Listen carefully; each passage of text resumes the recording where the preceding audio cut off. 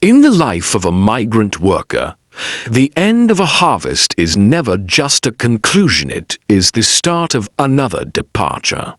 As the strawberry season wanes and the fields grow quiet, the weight of the next move begins to settle over the workers. This is the circuit, a glimpse into the restless rhythm of a family following the crops, where every ending is simply a prelude to the road ahead. Ito, the strawberry sharecropper, did not smile. It was natural. The peak of the strawberry season was over, and the last few days the workers, most of them bracheros, were not picking as many boxes as they had during the months of June and July. As the last days of August disappeared, so did the number of bracheros. Sunday, only one the best picker came to work. I liked him. Sometimes we talked during our half-hour lunch break. That is how I found out he was from Jalisco, the same state in Mexico my family was from. That Sunday was the last time I saw him. When the sun had tired and sunk behind the mountains, Ito signaled us that it was time to go home. Yes, horror, he yelled in his broken Spanish. Those were the words I waited for 12 hours a day, every day, 7 days a week, week after week. And the thought of not hearing them again saddened me. As we drove home, Papa did not say a word. With both hands on the wheel, he stared at the dirt road. My older brother, Roberto, also silent. He leaned his head back and closed his eyes. Once in a while he cleared from his throat the dust that blew in from outside. Yes, it was that time of year. When I opened the front door to the shack, I stopped. Everything we owned was neatly packed in cardboard boxes. Suddenly I felt even more the weight of hours, days, weeks, and months of work. I sat down on a box.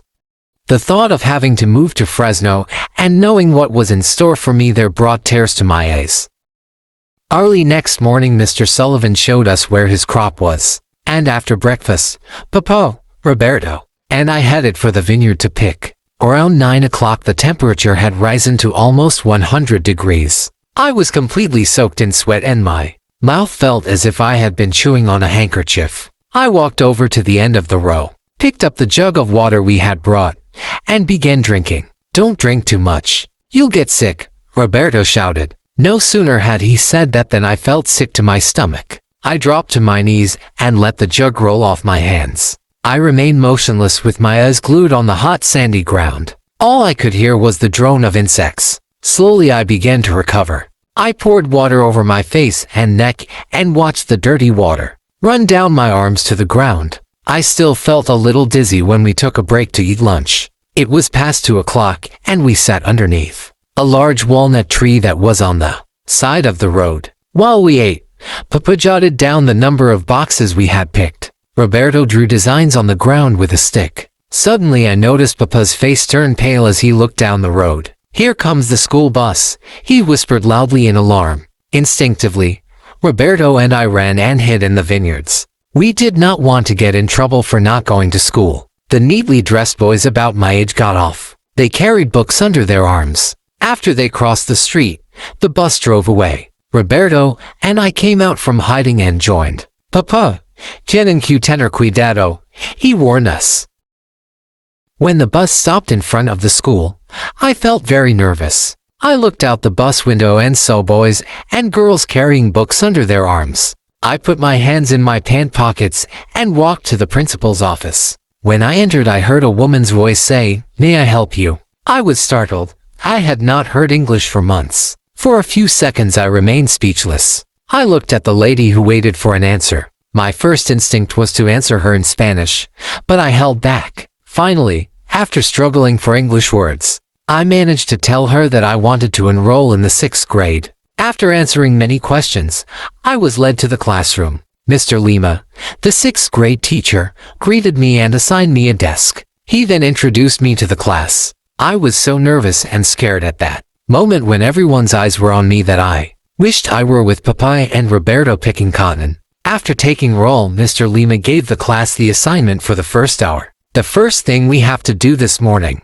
is finish reading the story we began yesterday, he said enthusiastically. He walked up to me, handed me an English book, and asked me to read. "We are on page 125, he said politely. When I heard this, I felt my blood rush to my head. I felt dizzy. "Would you like to read?" he asked hesitantly. I opened the book to page 125. My mouth was dry. My eyes began to water. I could not begin. "You can read later," Mr. Lima said understandingly. For the rest of the reading period, I kept getting angrier and angrier with myself. I should have read, I thought to myself. During recess, I went into the restroom and opened my English book to page 125. I began to read, in a low voice, pretending I was in a crowd. Then I went back to the classroom. One Friday, during lunch hour, Mr. Lima asked me to take a walk with him to the music room. "Do you like music?" he asked me as we entered the building. "Yes, I like corridos," I answered. He then picked up a trumpet, blew in it, and handed it to me. The sound gave me goosebumps. I knew that sound. I had heard it in many corridos. "How would you like to learn how to play it?"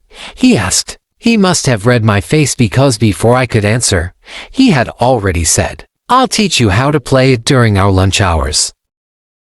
As the dust settles behind the moving car, the cycle of the circuit continues.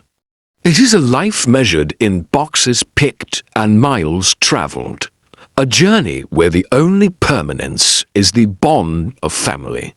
Though the seasons change and the fields shift, the spirit of those who follow the harvest remains unbroken, forever moving toward the next horizon.